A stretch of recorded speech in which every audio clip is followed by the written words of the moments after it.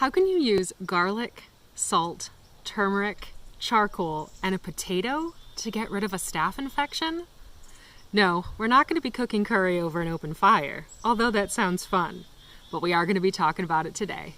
Welcome to Misfit Grit.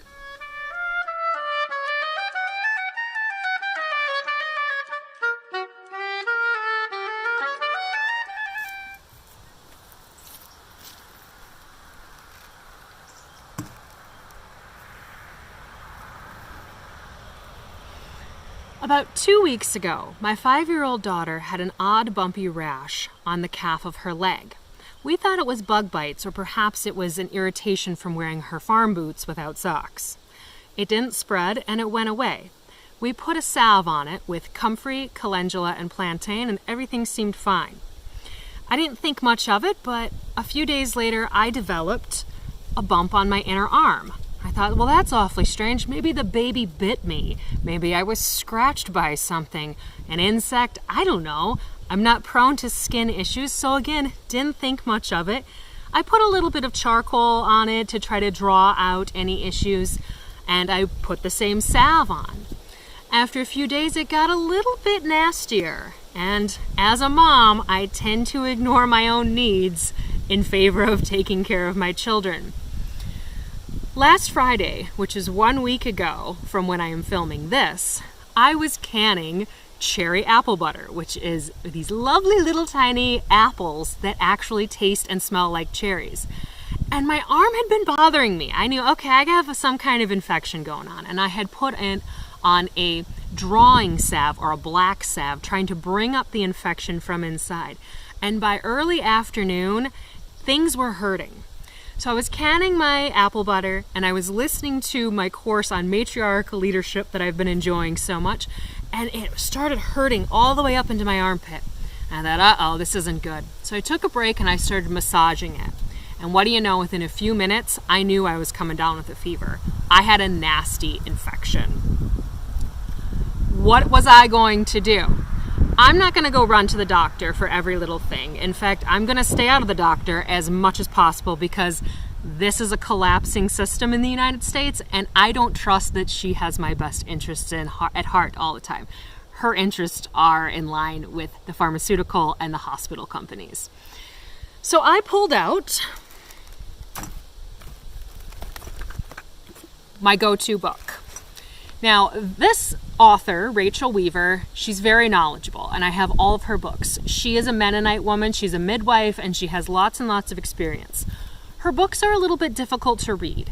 They're not organized as well as one might like. She also has some very problematic views on autism and vaccines and how those two things work, and she doesn't quite seem to understand all of what science can offer. So I don't pay attention to those parts. However, if you need to treat common things that your family is going to come across, common infections, and stuff that happens on farms to families, this is an excellent book. This is my go-to, and it's Be Your Own Doctor, and she has quite a few of them, and I pull this out whenever something's going on and I need to learn what it is. And that's what I did. And I said, I probably have some kind of staph infection, or MRSA as it's called.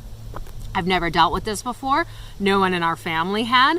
I've known people who have, and I know that this gets really icky really quick. So I knew I had to treat it. With natural medicines, we treat early, often, and after, and I jumped right on it. Within a couple hours, my husband had come home early. My older children were helping with the younger children, and I was in bed with my heating pad and massaging the area as best I could. I was coming down with a fever pretty rapidly, and I knew I had to treat it quickly. I used charcoal. Now I have a mixture of charcoal and myrrh powder, which I need to refill, and so this is the charcoal that you can use. Charcoal draws out infection, and myrrh is balancing, and so it helps bring the body back into balance. So I used this every single hour on the affected area to help draw out the infection. And as the hours went on, it was getting about the size of the tip of my thumb. It was getting pretty nasty. And as you can see in the picture, it's right on where I have a tattoo. And if you stick around to the very end, I'll explain the origins of the tattoo. So along with charcoal, I used turmeric. Now turmeric it's a blood purifier, and it will help prevent any infection from getting into the blood, or if it does, it will help draw it out. And that's what I used. So I took 2 capsules every hour. Remember, with natural medicines, you want to take them early, often, and after, and I'm in the habit of taking them on the hour if I'm awake. I have a clock that chimes in my house, and that tells me time for medicine. You could also take a higher dosage, a little less frequency, if that was a little more convenient for you, every 2 hours or so, but you really want to be getting this stuff in you as quick as possible and as often as possible. Remember, these are not pharmaceuticals. This is not just masking symptoms or nuking your body. This is helping your body come back into alignment, and so that you can heal yourself. Then I used garlic. You can just eat garlic too. I've done that plenty of times when I've had infections. I used the capsules this time, although I was using a different brand, and I was told that the whole bedroom smelled like an Italian pizza parlor at one point. And finally, the potato, right? What? So the book says you can also use a beetroot. Cut it in half, slap it right on the affected area. I did it overnight, and I put that heating pad right on it, and it drew out the infection. I did that a few nights in a row. Sure enough, it worked. Now, I'm not exactly sure why the potato works. This was a new one for me. I've used onions in the past on people's feet. I've used garlic, different things like that, but not a potato. So this is one that I will have to investigate further. As well as our lovely curry ingredients, and the salt water. I forgot about that. So you could use Epsom salts or just table salt if that's what you had. And I don't have a bathtub in our house, so I soaked a washcloth, wrapped it around, and used the heating pad as well. So I was just sort of every couple hours changing out what I was doing to draw out that infection and help my body fight it. I also used St. John's wort oil. Now, I didn't want to use the salve that I have, which is a plantain, calendula, and comfrey salve, because I made it a little thick, and the beeswax. A little too much beeswax, so you have to soften it up a bit and kind of push it on the skin a little hard, and it was really inflamed and hurt. So I didn't want to do that right away. I saved that for when the skin started healing over nicely, and I could put a little more pressure on it, because this was very painful. So I used the St. John's wort oil, which is used in burns and can be used on wounds.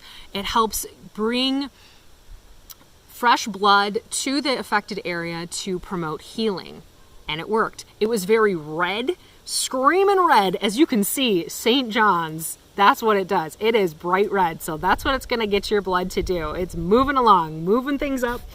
And it worked very well when I didn't want to use my very, very hard beeswax salve. And finally, I was quite nauseous, and I ended up with a terrible headache because I'm not used to laying in bed for a few days. I was in bed all weekend, and I was quite nauseous at times, and I used a digestive tonic that I make, which is also in this book, the recipes. Lots of great home remedies for things that you already have in your kitchen or in your garden, and easy to use, and this one helped keep my tummy settled. So I was in bed all weekend, and the fever went down, and I was regaining my energy for a couple of days, and I've continued on the treatment, and I'm finishing off my garlic today, because you want to continue using your remedies for 3 days once the symptoms have subsided. And I'm feeling pretty good. The skin's closing over, so I'll stop with the garlic, but I'm still putting my salve on about every hour just to make sure that medicine is getting in there nice and deep. Now, I know a lot of people are wondering, well, Kat, why didn't you just go to the med stop? They would have given you antibiotics, and you wouldn't have had to go to all this trouble of collecting all these medicines, rifling through books. Why don't you just trust the system? To which I'm going to say, if you're watching this channel, you probably are already pretty skeptical of the system. I wish that the system was better. I am not anti-healthcare. I am anti-collapsing systems. And currently, I don't even know if I'm going to have health insurance day to day. As I'm filming this, there's a shutdown that's over Medicaid and funding, just giving people health insurance in this country. and I don't anticipate that I will continue to have it or my children. So I use myself as a guinea pig, and I've done this for years. I want to know how to do things. I don't want to be dependent on a system. For one, I don't want to take the time to go drive up there. I don't have childcare a lot of the time, and I need to be able to treat things at home just like my ancestors would have. And that's what I do. So it's a great opportunity when something like a skin or staph infection comes in the house, because I'm like, great, I'm going to figure out how to do this so then that I can pass on that knowledge to others. And that's exactly what I'm doing right now. So I am not a medical practitioner. I am a radical homemaker, and I am a lady who likes to do things her own way. I have a very radical past, and now I'll get to the tattoo if you've stuck around this long. So as you can see from the picture, I have a large skull and crossbones pirate flag on my arm, and it says stolen sushi and gourmet cheese. Oh, well, let's talk about that. So when I was 18, I was not a very well young lady. I had a lot of mental health issues, and I ran in a really, really rough crowd. I was with a sleazebag punk rock guy for the summer, and we were living in between a camper and a van that were parked in his dad and stepmom's yard in northern lower Michigan. And we were bums. And as the tattoo states, we procured our food through less than honorable means from the local grocery store. I am not proud of this. I did not get caught, but at the time we thought we were super duper badass. I grew out of these ways, and I continued to find ways to buck the system in a little bit more acceptable way. Unfortunately, he did not. He is no longer with us. May he rest in peace. So folks, as things continue to get more difficult in the United States, as our healthcare systems continue to collapse, please take into consideration natural and traditional medicines that your ancestors would have used, whatever their location would have been. There is so much that we can learn. There is so much that can be applied that can really help keep you, your family, and community healthy. And so you're staying out of those hospital type buildings, away from those doctors whose first priority is, unfortunately, themselves, their job, and the companies that own those systems, the medications and the hospital systems themselves.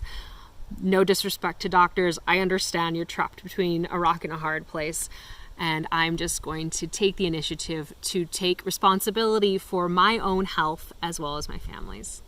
So as always, folks, take care.